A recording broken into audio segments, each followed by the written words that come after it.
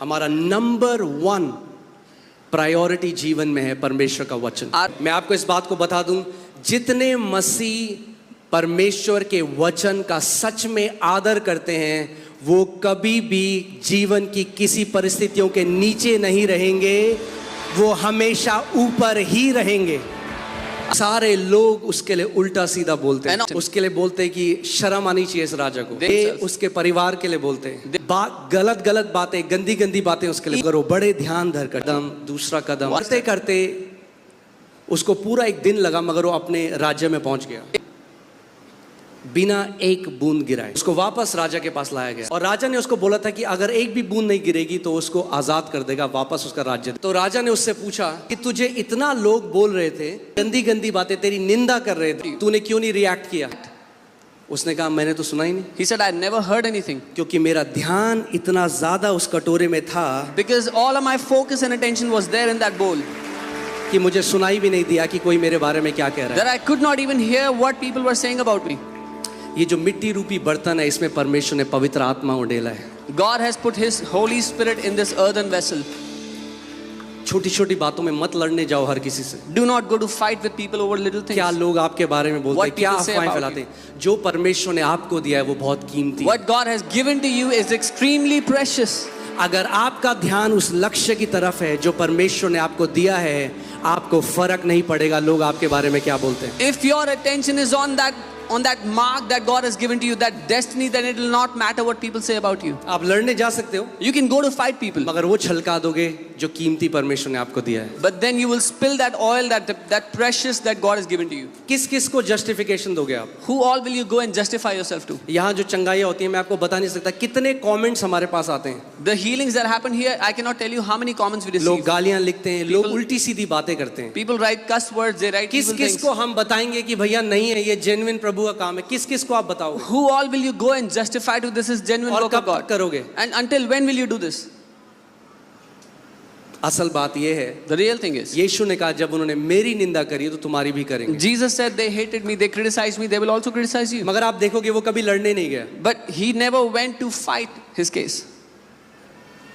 आप चुप रहो, You stay quiet. परमेश्वर को आपका जवाब देने दो। Let God answer on your behalf. जब आप लड़ोगे If you will go and तो fight, परमेश्वर चुप रहेगा। then God will be quiet. जब आप चुप रहोगे When you will be तो quiet, परमेश्वर लड़ेगा। then God will fight on your वो कहता behalf. है युद्ध तेरा नहीं है, He says the battle doesn't belong to you. युद्ध यहोवा का है। The battle belongs to the Lord.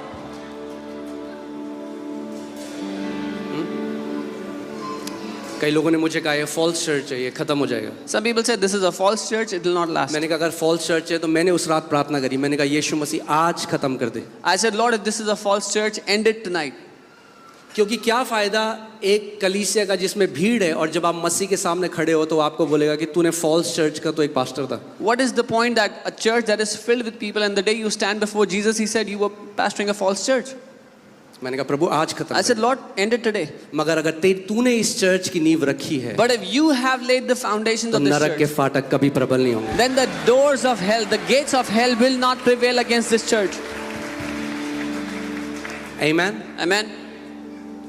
सो जब आप कलीसिया में आते हैं, मैं क्यों आपको एक कहानी बताता, अपना फोकस वहां रखो जहां सबसे जरूरी है। Why did I tell you that story? Because when you come to the church, put your focus on the most important matter. Number 1 चीज जिसके लिए आप आते हो कलीसिया में, The prime reason, संगति भी नहीं है, वो वचन है, वचन। the prime reason why you come to church is not the fellowship, is the word why you come here. संगति बहुत जरूरी है, Fellowship is most मगर important. कई लोग केवल संगति चाहते हैं और वचन नहीं चाहते। But many people just desire the fellowship, not the word.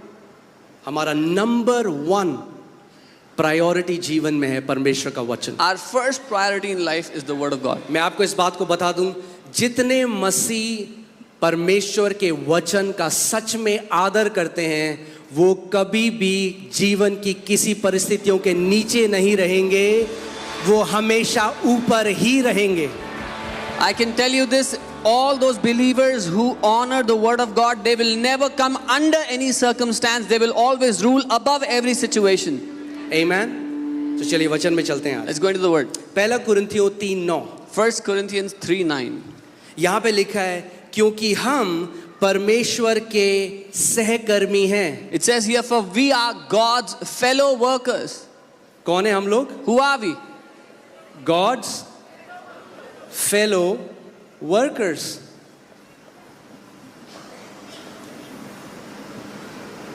हम परमेश्वर के क्या हैं? सहकर्मी हैं, यानी उसके साथ काम करने वाले हैं. We are God's fellow workers. It means we work together with Him. If we are God's fellow workers, then we have to know how God works. अगर हम परमेश्वर के सहकर्मी हैं तो हमें समझना है परमेश्वर कैसे काम करता है. We have to learn how does the kingdom of God operate. हमें सीखना है परमेश्वर का राज्य कैसे काम करता है. Amen. Amen. क्योंकि हम क्या हैं परमेश्वर के? Who are we? सहकर्मी, colleagues. The fellow workers, the colleagues of God. Isn't that amazing? कि वो चाहता है कि हम उसके साथ मिलकर कार्य करें. हम सहकर्मी हैं परमेश्वर के. He wants that we work with Him. We are co-workers with Him. आगे देखिए क्या लिखा है. तुम परमेश्वर के खेत हो. You are God's field. तुम परमेश्वर के क्या हो? तो एक काम देखते हैं. ये दो खेत हैं यहाँ पे, ठीक है? So there are two fields here. Let's see that. ये दो खेत हैं There are two fields here. और एक भरा हुआ है फसल से. And one of the fields is filled with crops. और एक में थोड़ा And the other has sprinkles of crops. आप क्या हो परमेश्वर के? Who are you? खेत. The field of God. एक भरा हुआ है, फसल लहलहा रही है, One is filled with crop, with harvest, और एक में कुछ भी नहीं है. and the other has barely anything. इस खेत में किस चीज की कमी है? What does that field lack? हाँ, सीड. किसकी कमी है? सीड, यानी बीज. यस, बीज. It lacks seed. बीज की कमी है. It lacks seed. जब आप अलग अलग मसीहों को देखते हो, When you see different believers, किसी के जीवन में आप बहुत ज्यादा फल देखते हो, in one believer's life you see many किसी के fruits. जीवन में आप कुछ फल नहीं देखते. In one's life you barely find so anything. मसीह लोग क्या सोचते हैं? वो परमेश्वर है जिसने उसके साथ किया और मेरे साथ नहीं किया. So what believers think is God has done plentiful with him but not with me. वो सोचते हैं कि अगर किसी के जीवन में बहुत फल है, वो परमेश्वर ने कर दिया और हमारे जीवन में उसने नहीं किया. They think if somebody has so much fruit in their life, it is because God has done it for them and but not for me.